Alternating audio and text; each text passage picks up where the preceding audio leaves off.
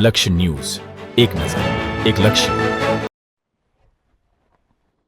ભાભરમાં ઘટક કક્ષાનો પોષણ ઉત્સવ 2024 કાર્યક્રમ યોજાયો. આજરોજ તારીખ 23/1/2025ના રોજ ભાભર ઘટક કક્ષાનો પોષણ ઉત્સવ 2024નો કાર્યક્રમ યોજાયો હતો, જેમાં મામલતદાર સાહેબ, તાલુકા વિકાસ અધિકારી, આરોગ્ય વિભાગમાંથી મેડિકલ ઓફિસર તથા આરોગ્ય સ્ટાફ, ભાભરના સીડીપીઓ હંસાબેન પંડ્યા તેમજ આઈસીડીએસનો તમામ સ્ટાફ હાજર રહ્યો હતો.